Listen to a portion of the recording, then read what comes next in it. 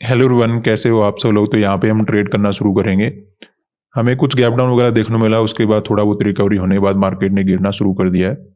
तो ऐसे में पहले अपना एंट्री बना लेते हैं, उसके बाद हम डिस्कस करेंगे यहाँ पे सेलिंग क्यों कर रहे हैं। सबसे पहले बैंक निफ्टी में ऐड करेंगे 1170 क्वांटिटी। सेकेंड पोजिशन बना लेते हैं सेम क्वांटिटी के साथ।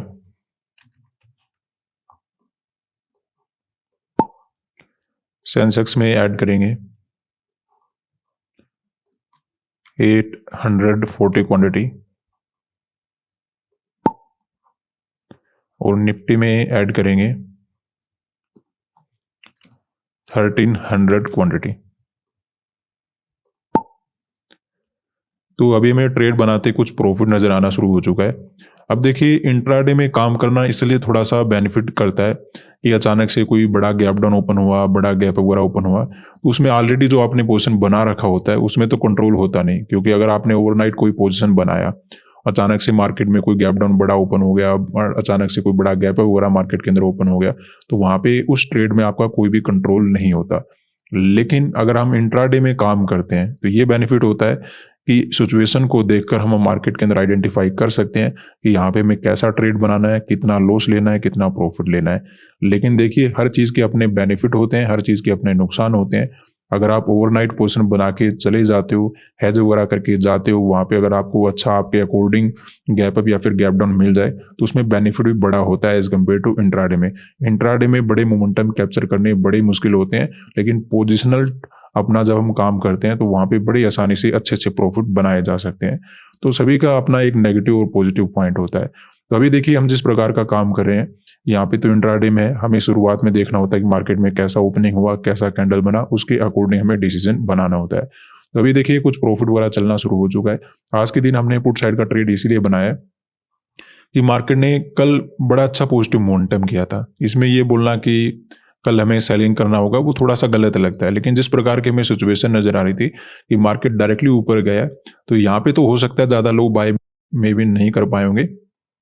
लेकिन जब मार्केट में तीनों इंडेक्स ऊपर जा रहे थे, यानी कि सेंसेक्स भी ऊपर आ गया था, सेंसेक्स में भी रिकवरी होना शुरू हो गया था, निफ्टी में भी रिकवरी होना शुरू हो गया था, बैंक निफ्टी भी टोटल पॉजिटिव क्लोज करके गए, तो ऐसे में यहाँ पे डायरेक्टली सेलर के तो ऐसे अवेलेबल है नहीं, बायर ही यहाँ पे बैठे होंगे। अच्छी बात रही कि हमें गैप डाउन भी मार्केट के अंदर मिल गया। अब देखिए, यही मार्केट अगर गैप वगैरह ओपन हो जाता तो बायर प्रॉफिट में आ जाते, फिर उनको टारगेट बनाना मुश्किल हो जाता। लेकिन कहीं ना कहीं यहाँ पे बायर बैठे हैं, गैप डाउन वगैरह भी ओपन हो गया, रिजेक्शन वगैरह भी आना शुरू हो गया, उसके अकॉर्डिंग हमने यहाँ पे ट्रेड अपना बना लिया। कभी कभी ऐसा भी होता है, गैप डाउन तो ओपन हो जाता है लेकिन ओपन होती बहुत बड़ा रिकवरी हो जाता है, उसका कोई बेनिफिट ज़्यादा मिलता नहीं।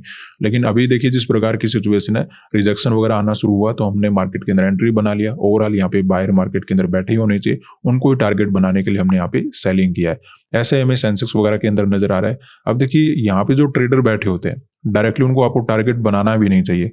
क्योंकि ये देखिए, होता है क्या है, सेलिंग हुआ फिर अचानक से रिकवरी होता है, तो यहाँ पे ज़्यादातर लोग अपना काम वगैरह नहीं कर पाते। लेकिन मार्केट ने क्लोजिंग प्राइस का ब्रेकआउट किया होगा, कंटिन्यू मोमेंटम किया होगा, तो यहाँ पे बायर मार्केट के अंदर आ गए होंगे। उन्हीं बायर को टारगेट बनाने के लिए in case of gap down market के अंदर डायरेक्टली नजर आ रहा है कि मार्केट के अंदर रिस्क लिया जा सकता है। तो ऐसे में इन्हीं बायर को हमें टारगेट बनाना है। शुरुआत में अपना ये प्लान नहीं था, लेकिन अभी जिस प्रकार का ओपनिंग है, हो सकता है इन बायर के ऊपर भी खतरा हो जाए और वो भी निकलना शुरू कर दे, तो मोमेंटम और भी अच्छा हो सकता है। ऐसा ही हमें निफ्टी वगैरह के अंदर नजर आ रहा है। तो देखते हैं मार्केट, तो देखिए मार्केट होता है। अभी भी देखिए, कोई बड़ा ट्रेडर आए यहाँ पे पैसा लगाना शुरू कर दे, मार्केट को ऊपर ले जाना शुरू कर दे, तो वो कुछ भी कर सकता है। लेकिन सिचुएशन के अकॉर्डिंग हम जितना काम कर सकते हैं उसके अकॉर्डिंग हमने अपना ट्रेड बना लिया है कि मार्केट ने नेट में पॉजिटिव मोमेंटम किया, डायरेक्टली यहाँ पे सेलर के ऐसे अवेलेबल है नहीं। ऐसे मार्केट ने अगर ब्रेकआउट वगैरह देकर क्लोज किया है तो बायर यहाँ पे बैठे होने चाहिए। इन्हीं बायर को हमें टारगेट अपना बनाना था। गैप डाउन वगैरह काफी जबरदस्त है, तो सिचुएशन के अकॉर्डिंग थोड़ा जल्दी भी काम किया जा सकता था, उसके अकॉर्डिंग हमने ट्रेड मार्केट के अंदर बना लिया है। कुछ प्रॉफिट वगैरह भी नजर आ रहा है, देखते हैं नेट में हम कितना प्रॉफिट मार्केट के अंदर कैप्चर कर पाते हैं। शुरुआत में तो देखिए, जिस प्रकार की सिचुएशन नजर आ रही है, बड़ा टारगेट हमें मिल जाना चाहिए, ठीक है, क्योंकि मोमेंटम ठीक हो रहा है, गैप डाउन वगैरह भी अच्छा है, तो ऐसे में टारगेट बड़ा करने की कोशिश करना चाहिए। हाँ, अगर मार्केट घूमता हुआ नजर आया, बार बार अपना प्रॉफिट लॉस ऐसा करेगा, तो वहाँ पे हो सकता है हमें अपना नॉर्मल टारगेट वगैरह लेकर जाना पड़े। तो सिचुएशन के अकॉर्डिंग लग रहा है कि हमें बड़ा टारगेट करने का मौका मिल जाएगा, और अगर ऐसा होता है तो अच्छी बात रहेगी। तो वेट करेंगे, प्रॉफिट वगैरह अपना इंक्रीज हो रहा है। तो यहाँ पे अगर हम देखें अपने ट्रेड में कुछ लॉस वगैरह चलना शुरू हो चुका है। लॉस चलना एक बात होती है, लेकिन जिस प्रकार का मोमेंटम आया हुआ है, थोड़ा सा रिस्क मार्केट के अंदर नजर आ रहा है, क्योंकि काफ़ी तेज़ी से रिकवरी मार्केट करने की कोशिश कर रहा है। तो कोई सामने से बड़ा पैसा लगाने वाला ना आ जाए, क्योंकि वो फिर मार्केट को क्या करेगा, ज़्यादा ही ऊपर ले जाएगा। क्योंकि ट्रैप भी देखिए ऐसे ही बनते कि अचानक से गैप डाउन दिया, फिर मार्केट को सीधा ऊपर उठाकर लेकर चले गए। तो अगर वैसा समथिंग हो जाता है तो रिस्क काफ़ी ज़्यादा बढ़ जाएगा अपना, और मार्केट ज़्यादा ही ऊपर चला जाएगा। देखते हैं, अभी तक तो ज़्यादा लॉस नज़र नहीं आ रहा, लेकिन थोड़ा सा रिस्क है ये, जिस प्रकार का मोमेंटम है। अब देखिए छोटे छोटे कैंडल बना के अगर ऊपर जाता है तो उसमें ये समझ में आता है कि थोड़ी बहुत मार्केट एसएल वगैरह क्रिएट करना चाहता है, कुछ नए बायर को ऐड करना चाहता है, तो नेगेटिव मोमेंटम हो जाएगा। लेकिन जब फास्ट मोमेंटम होकर अचानक से मार्केट घूमना शुरू कर दे, तो वहाँ पे थोड़ा सा रिस्क बन जाता है, कहीं मार्केट ज़्यादा ऊपर ना भाग जाए। क्योंकि ऊपर भागे तो देखिए अपना कितना का एसएल होता है, 2-3 कैंडल यहीं पे और बन जाए तो अपना तो काम खत्म हो जाएगा। तो वो हमें ध्यान रखना पड़ता है। तो देखते हैं, मार्केट के अंदर अभी तो ज़्यादा खतरा नहीं है, लॉस वगैरह भी ज़्यादा नज़र नहीं आ रहा। इवन हम बैंक निफ्टी में थोड़ा बहुत फिर से प्रॉफिट में आना शुरू हो गया, लेकिन हाँ, जो मोमेंटम है वो रिस्क वाला है, ये डायरेक्टली हमें समझ में आ रहा है। तो यहाँ पे देखिए मार्केट के अंदर कुछ ज़्यादा ही मोमेंटम आ गया, तो ऐसे में हमें ट्रेड वगैरह कट करके जाना होगा, क्योंकि अपना लॉस का लिमिट खत्म हो चुका है। तो फर्दर अपनी ट्रेड वगैरह को होल्ड नहीं कर पाएंगे।